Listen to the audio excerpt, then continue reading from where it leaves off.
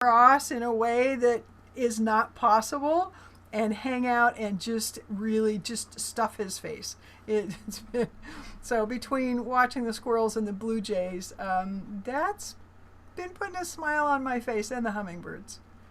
And I forget what the other question was. You had like four or five. What ideas or strategies are you seeing in other businesses that you might want to test out or pilot in 2021 or 2022? I think the biggest thing that I'm seeing is that owners are really looking and listening to their consumers and trying to figure out how to make it work for them. So, and that's a win-win, because when it works for the consumer, then it works for the business. But that's been really nice to see businesses do that, and to really kind of take a pause and go, okay, how can we do this differently so that it's okay? I appreciate that. So, Christine, what we're doing is we are sharing our name, what organization we're with, our tagline, and then two things: what happened over the last 2 weeks that either made us laugh or smile, and the other thing is what ideas or strategies are you seeing or that you're hearing about in businesses that you might want to test out or pilot in 2021 or 2022. So, Judy, why don't you go next? Okay, I'm Judy Lamb with Northwest Exposures Photography, and my tagline is Spontaneous Moments, Timeless Photographs.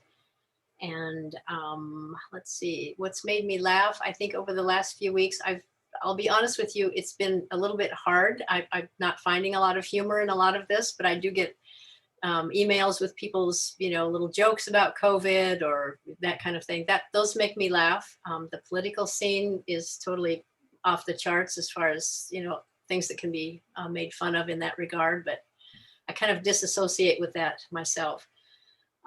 So I'm back to a really base level of enjoying the videos that my family send of their pets doing weird things. I mean, it sounds really stupid, but that's about the extent of my ability to laugh these days.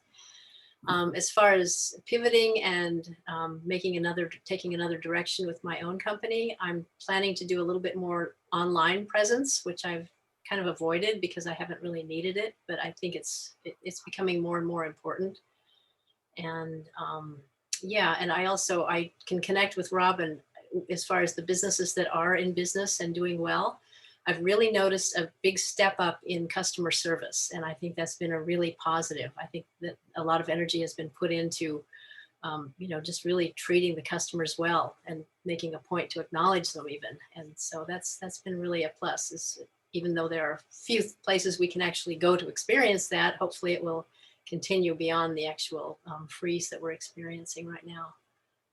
Great, thanks, Judy. Yeah, it's just a lot going on. So it's good to look for the glimmers of hope and the other models out there that give us encouragement. Otherwise, it's easy to still kind of stay in a funky place. Mm-hmm. What about you, Casey?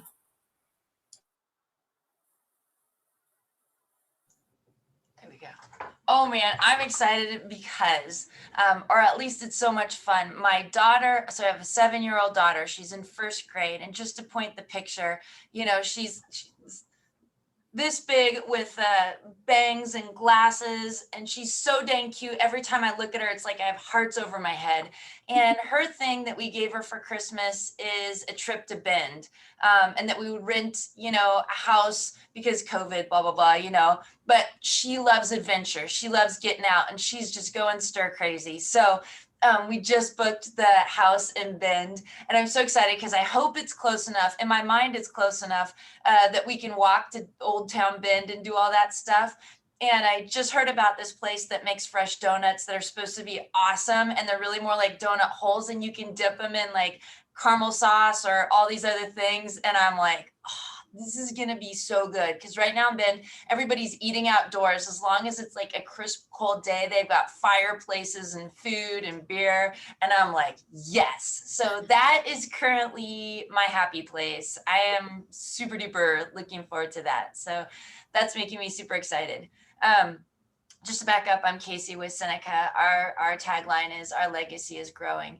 And the one thing that I really want to do right now in this moment is hook into or up with a contact at the IPCC. So maybe you guys, a lot of you probably know this, but the IPCC is the Intergovernmental Panel on Climate Change. It was created by the United Nations 30 years ago. And when we're talking about Paris Accords and what have you, that's really who's dominating kind of the science that's used in that and the conversations going on with that. It's 190 member nations. So most nations on Earth belong to it, with tens of thousands of scientists, and what they are what their studies are, what their body of knowledge is all about climate change. And one thing that they've come out with for a long time now, this isn't new, but just recently in their last 2019 lands report, what they said again was that it's important to be planting millions or even billions of trees. That's an absolute, but we have to be using more wood and wood products. We have to be, banking that carbon in wood products and then replanting and managing our forest lands sustainably. That's part of the solution. So anyway, I've been following them for so long. I'm a fan of them for so long, but I think this year I'm going to kick it up and actually get engaged and in contact with that. So anyway, super excited about that. We'll see where it goes. Thanks, Casey. Hey, Christine, welcome. Hi, thank you. I don't know if anyone else was having a hard time getting in. Maybe I was looking at the wrong email, but when I was clicking to enter, it was saying the meeting was February 10th. But it said in the email February 3rd. So I don't know if there's anyone else that's trying to get in. Maybe it was just me. I'm following the emails. It's an ongoing invite, so it's a recurring invite. Oh, interesting. Okay. So it should work, but just as FYI, I'll make sure we send that out though. Okay. Thank you. Yeah. The email that I got yesterday evening, when I clicked on the meeting link, it was saying the meeting was for a later, but it looked like it was like some sort of other admin meeting that I wasn't supposed to be a part of. So I don't know. It could have been that we fouled something up at LTD. That can happen. Okay. Well, anyways, so I'll share this little nugget of joy with you. This is Tuna. She's getting me through everything. She makes me laugh. She brings me joy, and I love her very much. So we've been COVID buddies, as we navigate the kind of working from home situation and all that. Oh, and my name is Christine. Sorry, I've seen most of you at these meetings. So if you don't know me, my name is Christine, and I'm the Director of Sustainable Business Development at Bring. And I manage the Rethink Business program there. And I think we were talking about what businesses are doing right now. Ideas and strategies that you've seen that you might want to think about piloting or testing out.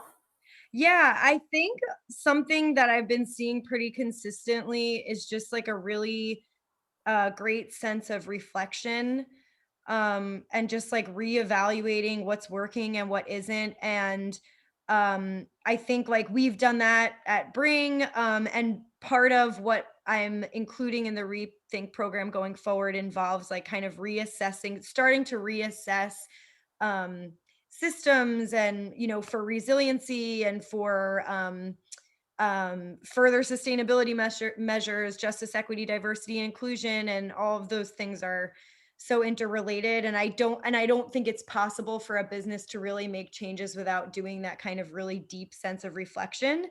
And because many of us some of us have been like completely spread thin and just are trying to keep things moving along. But there's other businesses that have been slower and have had opportunities to really take the time to do that deep dive. And I think that's really awesome. And as we move forward, I think we can be certain that consistency is not going to happen. Like we're going to have constant changes. So reassessing for how to be more flexible, malleable, and kind of adjust to the changes that we're going to continue to experience is super important. So great. Thank you so much for sharing that. What about you, Brandy? Thanks, Teresa. Brandy Crawford Ferguson, Mackenzie River Trust, protecting special lands, nonprofit. And I think you also included what makes you smile. What came to mind for me was a story that I heard yesterday. I was up at the Vital Relief Centers. I was out at the end of the end of the night around 4 o'clock when it closes, and this old timer came in that I'd met one other time a couple of weeks ago, and he we were chatting in the parking lot as he was leaving, and he shared how grateful he was for the relief center, and he got emotional. He was, I would say, probably late 70s, denim suspenders, overalls, and beard down to here, and lost his home. And he said when he went up the first time after the fire, he looked around and he didn't know if he was going to rebuild. And not wanting to go into too much detail because I could, but he really got kind of teary and didn't know if he was going to have the strength to rebuild. And he said pretty much the only thing left on his property was an apple tree, that for whatever reason had started to put out little blossoms after the fire. It's interesting what nature was doing after the fire, how it was responding. And he saw all these hummingbirds flying around this one tree that was still there, still, had a little bit of green. And he had never seen so many hummingbirds. And he put his hand out and one of the hummingbirds landed on his finger. And he had never had an experience like that before. And then he went on to tell us some other special things in that particular visit that's told him he was meant to rebuild. And yeah, it was just a really moving story that I wanted to share. And hopefully that brings smiles to everybody.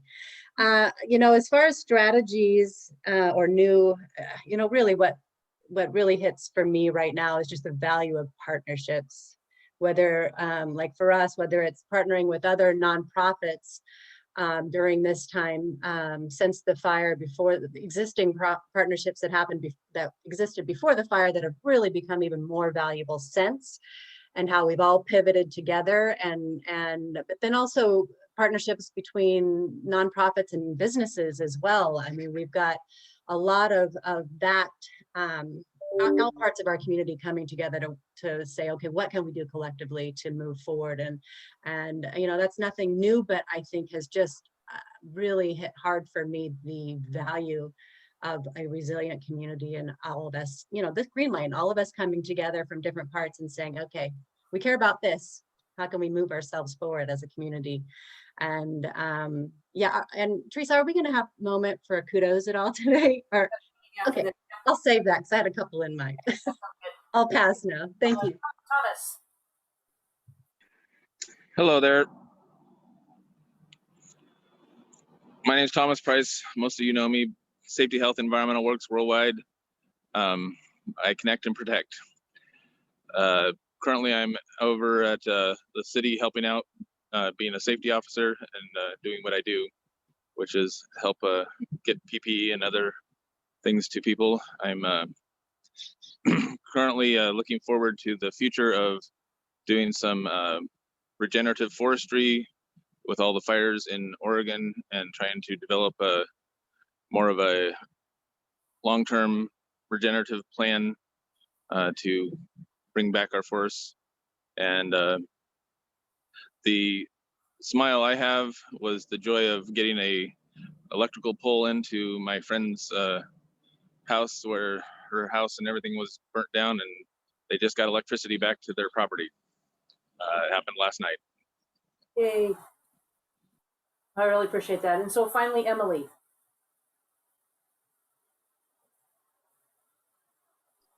Hi, I'm Emily Jensen, and thanks for having me today. I am the CEO and founder of Thinking Tree Spirits. We're a farm to flask distillery, and our tagline is "We endeavor to bring people together." And things that like tickled my funny bone lately. A few nights ago, my son made a chocolate cake, and usually olive oil would be an amazing ingredient to put in chocolate cake, but he made it with garlic olive oil unknowingly, and it was beautiful. The cake was glistening and lovely, and my daughter and I were like, okay, yeah, we want a piece of this cake. And it just, you initially tasted chocolate, and then the overwhelming flavor of olive oil of garlic was too much to make it enjoyable at all. So I brought the cake in yesterday to my staff, and they were all very excited about it as well, and got to experience the garlic cake, which was just funny for all of us. So. And it sounds like you'll talk about your innovation, so we'll save that unless there's something. Okay, perfect. Okay, we have just a couple of minutes for member kudos and announcements. These are 30 seconds or less. If you want to highlight a particular business or say kudo to anybody, a shout out, etc., this is your time. So raise your hand if you have one. I have one when we're all done. So Brandy. Kudos to LTD. Bringing back the Mackenzie route. 91 just got reinstated. Huge deal, very exciting, and thank you for that. And please pass that along to your huge team in making that happen. And then also wanted to offer kudos to Casey at Seneca for, of course, leaning in hard like she always does, where they can help as well. And one particular thing that I wanted to share was I love this idea, going to the businesses, the restaurants up and down the Mackenzie corridor who need the support as well, and getting gift certificates there that were handed out at the relief centers to families in need after the fire. And what a win-win-win-win for everybody, right? It was just a lovely idea, and so wanted to offer that kudos. And then wanted to also thank Emily Thinking Tree, who also did a fundraiser for Mackenzie River Trust soon after the fire. A very close friend of mine is your new marketing person, Darcy Howard, who I absolutely adore, is an amazing person, and she's very excited to be with you, and just wanted to thank you for thinking of the trust as a way to help with the relief effort and recovering the Mackenzie watershed. Thank you so much. I have a couple, and one of them is a tag on the Casey Roscoe. When I heard about that, I thought, what can we do? And what I really love about Casey and her group and her family is they just take it to the action. They help their employees early on when all that happened with all kinds of supply boxes and all that. And then obviously what they've done recently with Mackenzie families and the restaurants, that's just amazing. So shout out. That we've heard a lot about the 91. People have been sending us pictures. Because they're so excited that there is, for people that do have transportation challenges up there, that there's some way for them to get around without a car. That's been really a struggle. My kudos also are to the bus operators at LTD, at Ride Source, and Link Lane, which goes back and forth from Eugene to Florence, because they've been offering essential trips all throughout the pandemic. And this obviously is a risky affair. And so, we've done a lot of things to protect them about coming in the middle of the bus and all that kind of stuff. But, it takes some brave people to be out there in terrible weather and snow and pandemic and whatever. And so shout out to all those people that are, doing all that work, grocery store, the mailman, everybody that really is just doing their stuff, even though all this other stuff's going on. So great job. Any last ones before we move on to our speaker?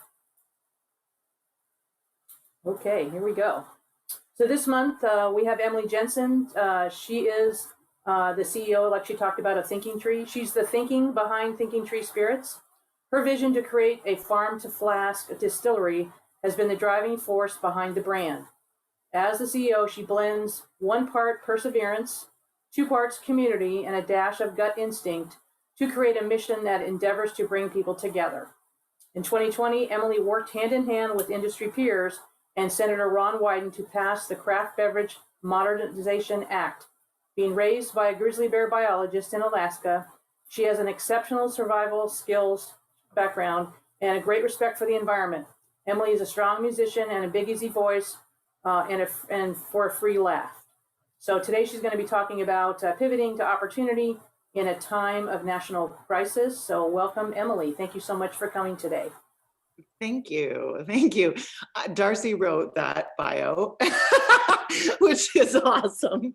I love hearing that. That's great. Can you all hear me okay? Okay. Teresa, can you give me a time frame so that I can fit within it? How many minutes? So 20, 25 minutes and 20 minutes if there's a lot of questions, 25 if there's no questions. But did you want me to play the video? Would you like me to do that first? Yeah, let's start with that. So this is that, one of the things we do is we give our investors micro updates, and I like to put them in video form and send them out in text message because they're much more interested in updates if they come in a video text than reading emails. So.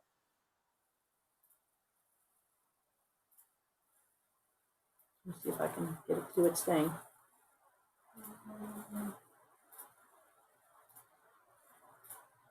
So give me a second. No problem.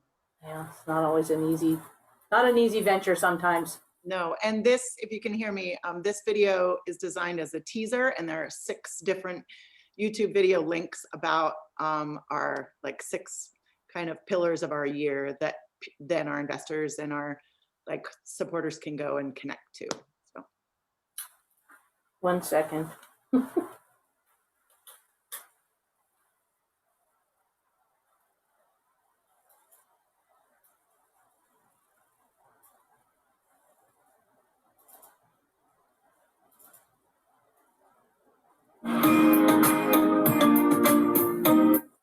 All right, here's some success.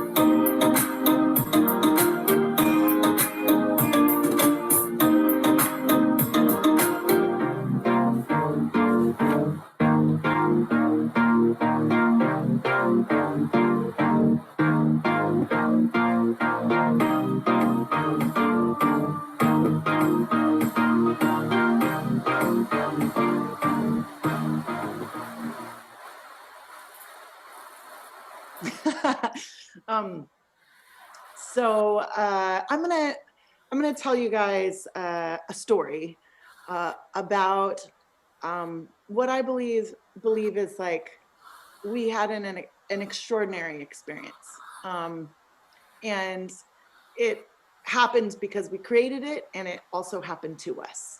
And I'm gonna make the disclaimer that I'm somebody who totally wears my emotions on my sleeve, and at this point in my life, in my 40s, I've come to really love that about myself. But if I cry, like, I don't need any of you to feel concerned about it. That's kind of part of who I am as a communicator. I grew up in Alaska. My dad was a wildlife biologist. I've been a musician my entire life, and I always believed that one of the ways that I could create great change in the world was to share music. And as a performer, that's been a really like huge gift for me.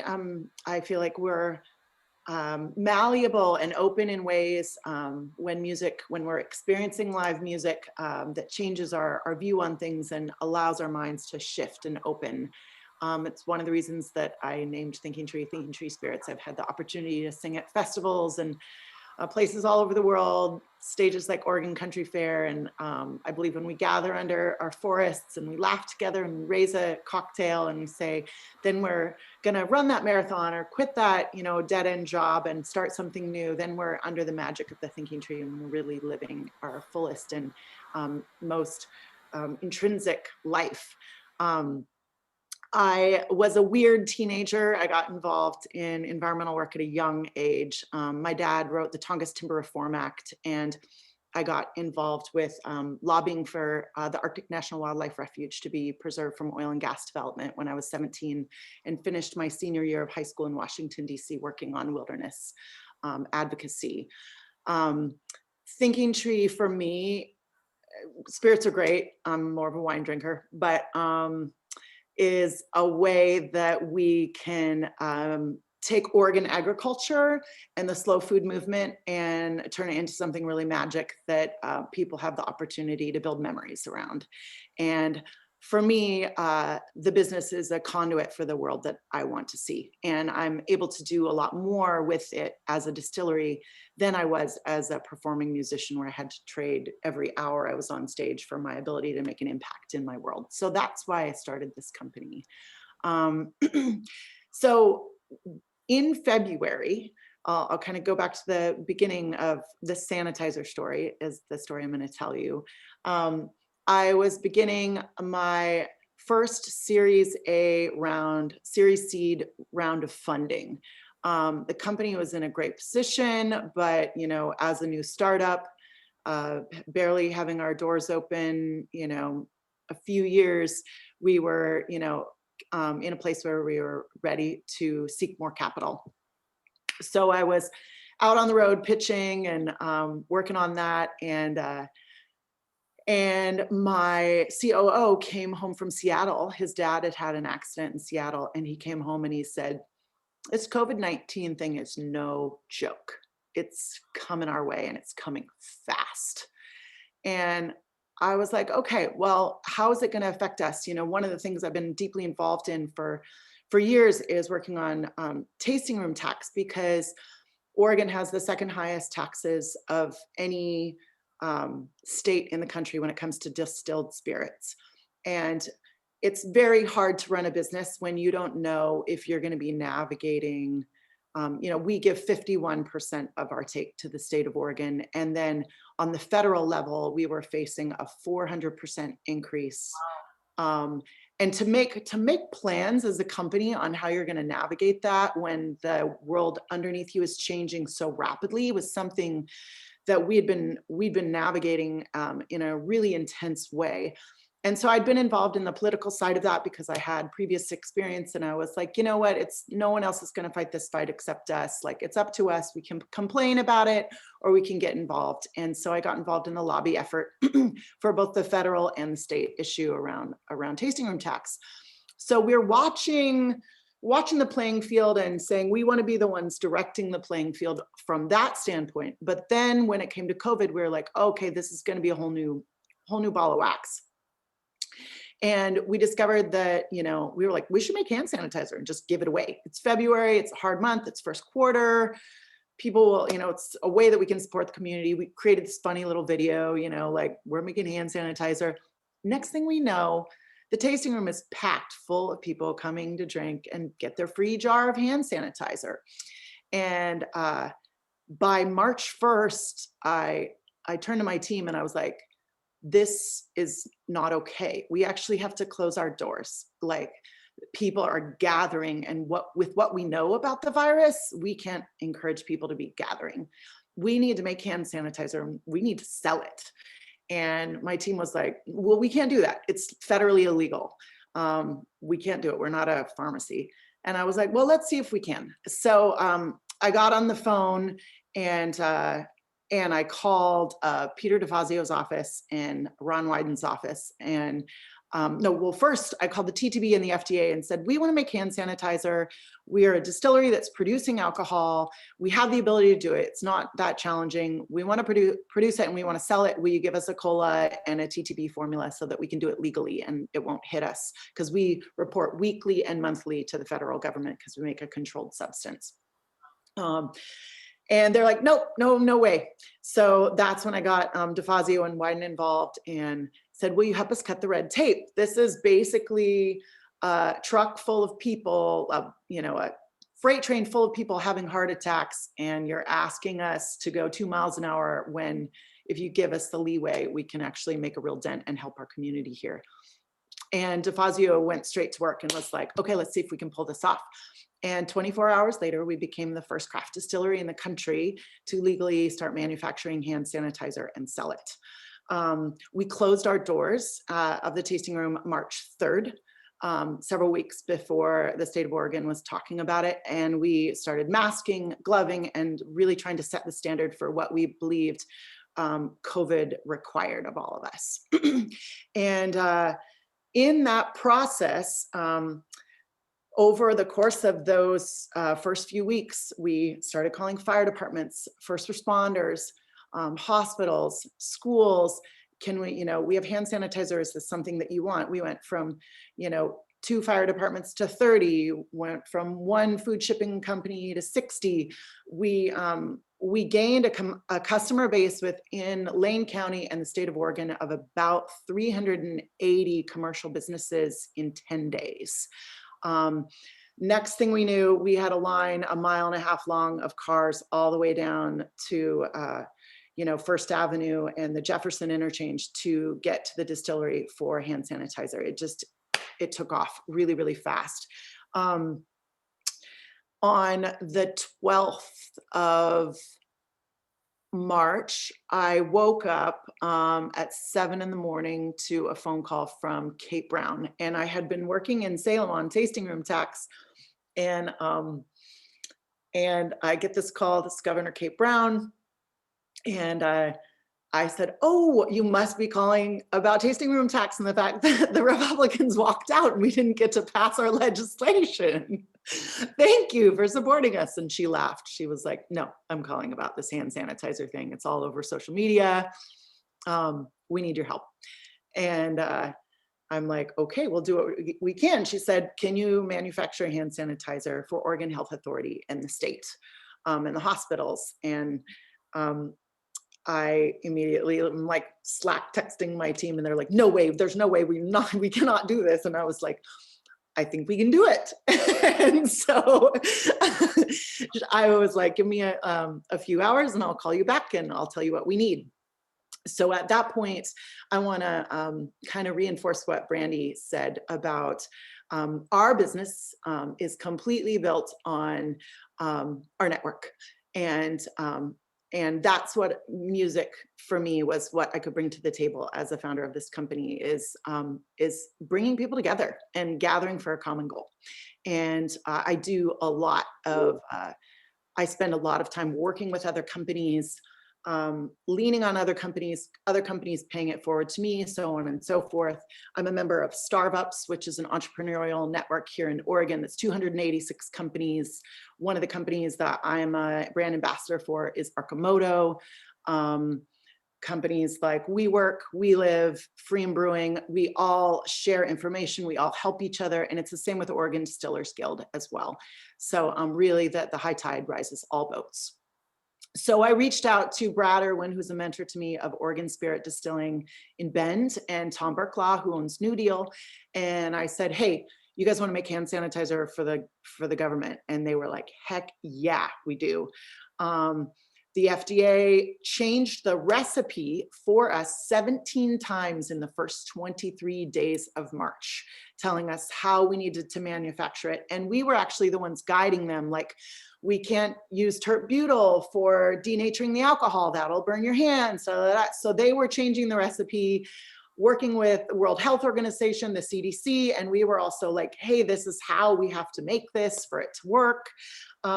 Supply chains in that process. So I called Kate Brown back, said, "This is my team. I want to work with these 3 distilleries. We don't want to turn around and get screwed by you guys turning to like a large pharmaceutical for this if we're going to do this." At that point, I was pretty deep financially into it because I believed that what we were doing was the right decision. But my cohort and my teammates were like, "Emily, this is a crazy risk. We don't have cash for this. Like, we need money." And I was like, "How much do you guys need?" They were like, "We need $50,000 of like cash flow." And I was like, "Okay." So I called Kate Brown back and said, we each need $50,000. And the next day they cut us a check.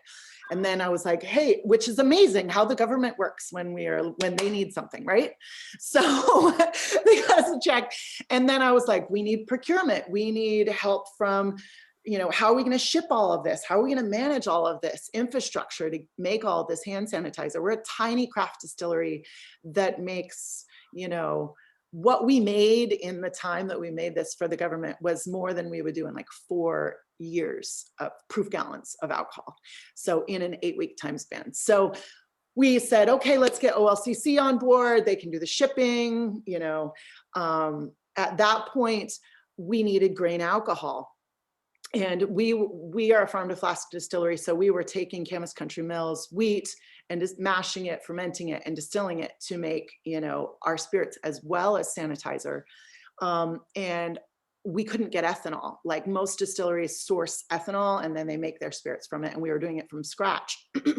But we knew that wasn't sustainable. So I was like, okay, next game plan, let's leap into action. I called all the breweries that I have relationships with across the state, Deschutes, Hop Valley, Ninkasi, and said, if we get the grain donated from Main Stem Malt, will you guys mash it and ferment it for us? It's going to be a 2-week turnover, and then we can make all this hand sanitizer. So they were like, yes, we can do that. So I put that action into place while we were waiting to see if ethanol chains would open up, chains of supply.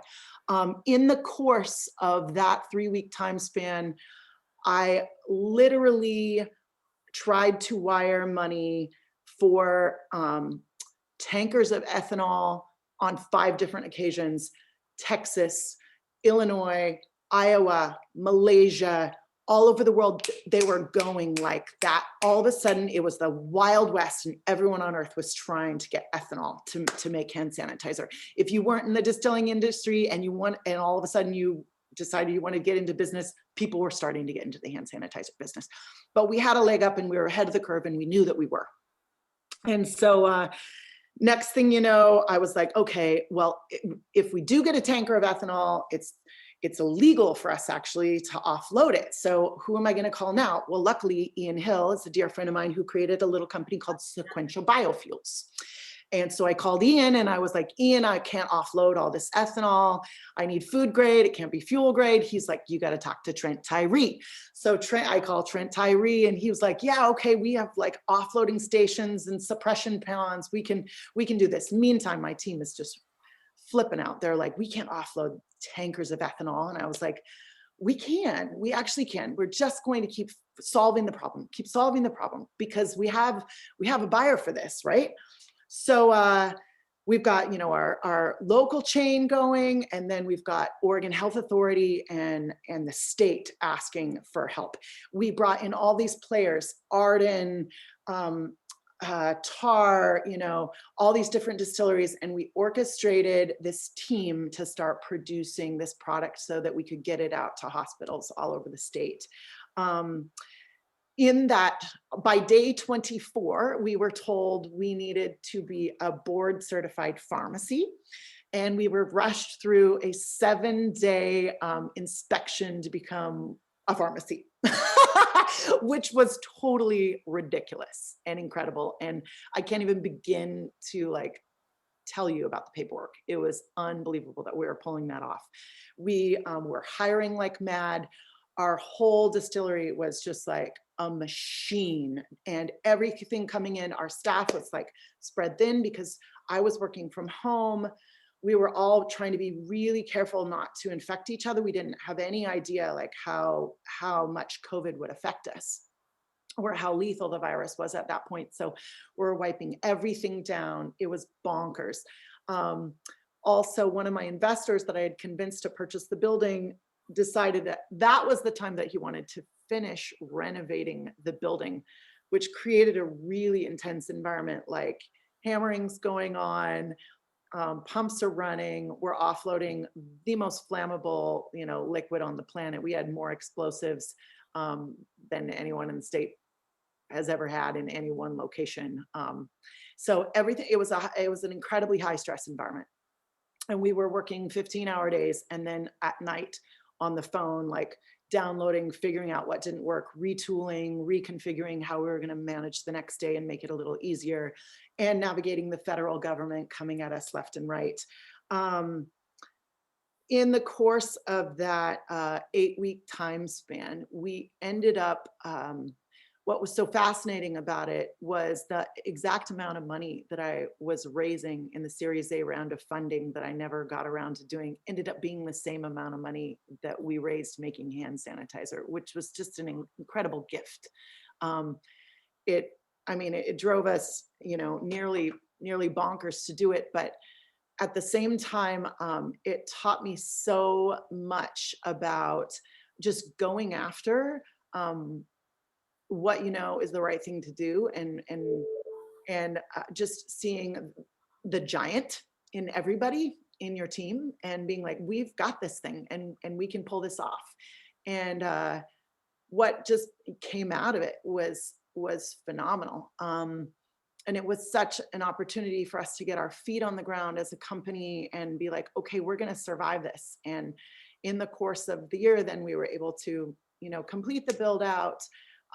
We were able to hire the team that I've desperately needed. I've been wearing way too many hats, and I've needed a social, marketing media director. I've needed a CMO. I've needed a bookkeeper. I've needed a production manager. I mean, so many things that I was taking care of were too much. And to have that opportunity where we were able to support the community and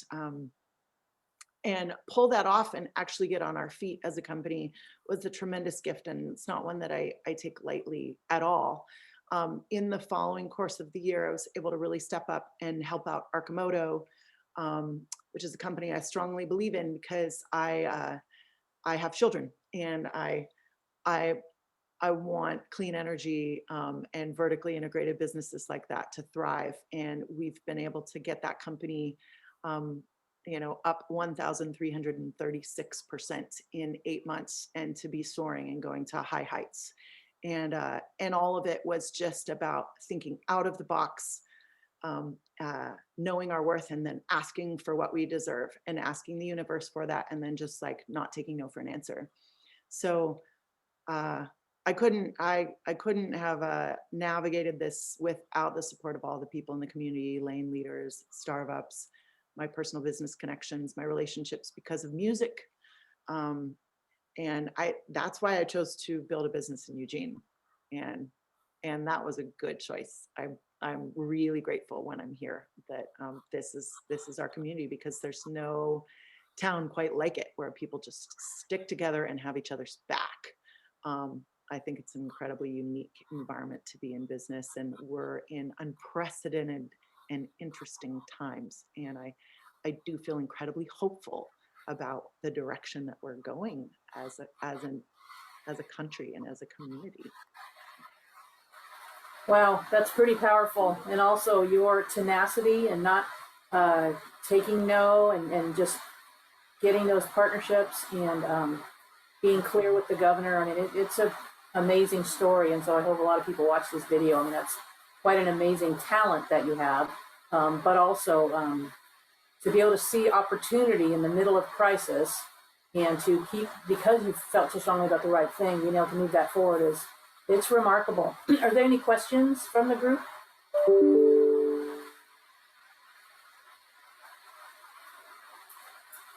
Okay, well, that was really amazing.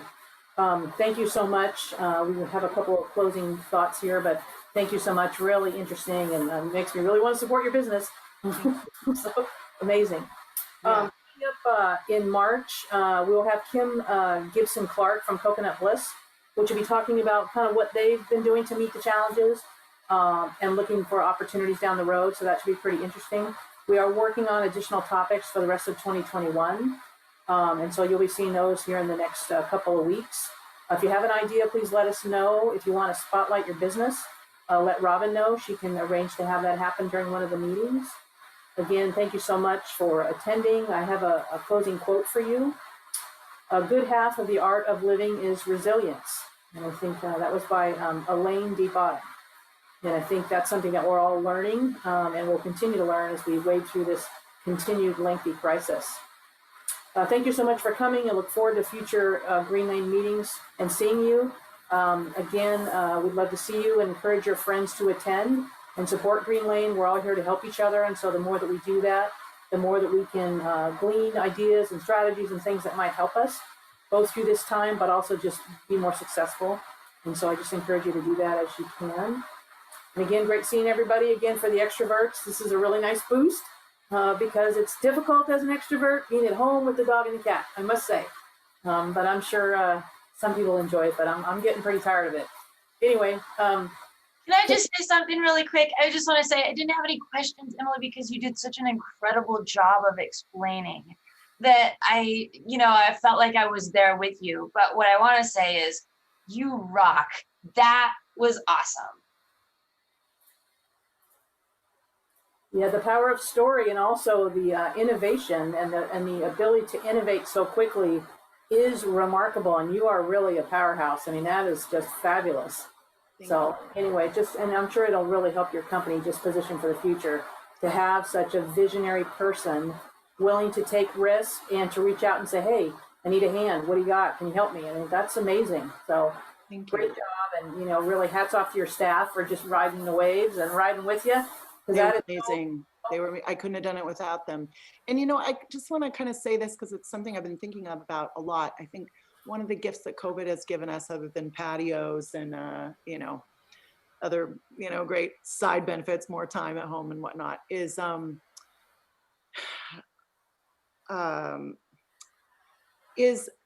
if we all had this idea that, you know, we could die in 2 to 3 weeks if we got the virus, and that our mortality is just around the corner if we got this horrible virus and it hit us the wrong way, then how would we choose to spend our time, and how would we go after it? And like, you know, what are we really doing here? You know, and I've been trying to really harness that, like, blue sky, envisioning with my team and with my company, and be like, who are we not to absolutely go for it on every level? Because, you know, it's not like going to be better next month or 2 years from now, or we'll be ready for it then. Like now it's just as good, you know? And so if there's anything that I've learned from other company founders that I lean on, it's just that thing. Like, if there's stuff that needs to be buttoned up, if there's, you know, stuff legally or your, you know, operations, or if there's holes in, now is the time to deal with them, because you add a pandemic or a crisis to it and it's